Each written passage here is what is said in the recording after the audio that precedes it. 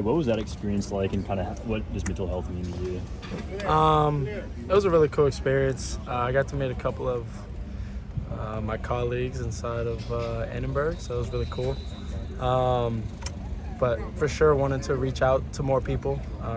That is a cause of mine, reaching out.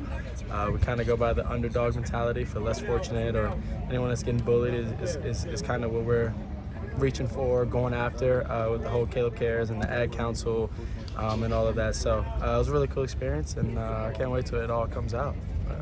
Caleb, your second year in this offense is about to start. What do you feel like is the biggest difference now that you're firmly in that second year versus before?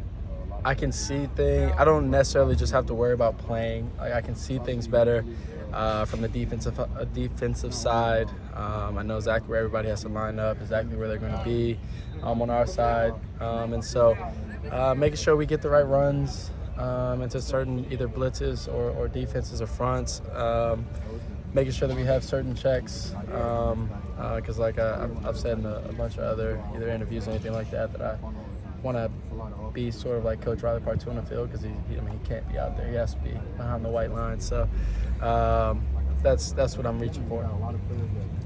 Go ahead. Have you noticed that maybe even the way Coach Riley treats you as a second-year quarterback has changed at all, or the trust he has? Yeah, he has a lot more trust. He gives me a lot more flexibility. Sometimes I even look over. He's like, he'll give me the go-ahead, or we're kind of communicating. Me and my teammates were laughing about it. We kind of communicate really fast. When I'm on the field and he's on the sideline, just thinking through plays and things like that. And sometimes I'll call a play, he likes it, and he'll give me the shoulders, which normally means go ahead, or he'll give me a thumbs up, which means go ahead. So it's a lot more trust and a lot more flexibility. Where are you guys right now as a collective with so many new faces? Are these next 10 days like super important, or do you feel like you're pretty close right now? No, every day we get, every second, every minute is very important to building what we want to be and what we're going to be. That is what we're still reaching towards. We have a lot of little small mess ups, which lead to big mess ups towards the end of the season. Those small mess ups amount to large mess ups. So we're still working. We got 10 days, and then throughout the season we're going to still progress and all come together how we should. This is a spot in the year where you can kind of have a letdown. You got no game this Saturday, kind of still waiting for the Rice. Training camp's done. Have you guys kind of guarded against that, kind of having a lull or kind of a dip in the energy? Yeah, we have been very pressing on the point of not giving in to the whole we're playing Rice, or we're playing Stanford that next week, or we're doing this and that. We like, our opponent is our opponent. We're all going to treat them the same. Everybody's equal, anything like that. And then this week, we're playing and practicing like we have a game at the end of this week. So no, we're not falling into it, and that's the hardest thing not to do. When it comes to developing chemistry with the receivers, obviously this is your second year of kind of starting fresh with that. What's different doing that here with so many new faces compared to Oklahoma, where maybe it's guys that have been in the offense and the program a little bit longer? Yeah, it's unique. I get to help out and teach a little bit more than I probably would have to if I was with some of those guys over there that's been in the offense longer than even me possibly. And so being here, I get to teach, but also it's a new challenge for me, and new challenges are great, just depending on how you take them. And so it's been awesome.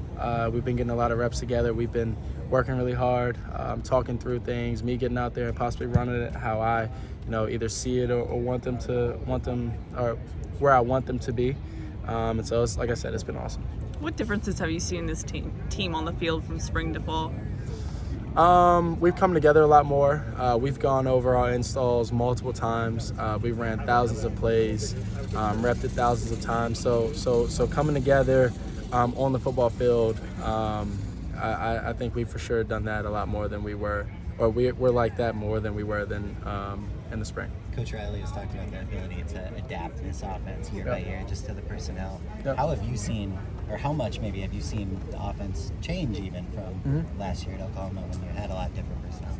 Coach Riley, he's a mastermind, so he has all the stuff up in his head, and I don't know where he puts it all.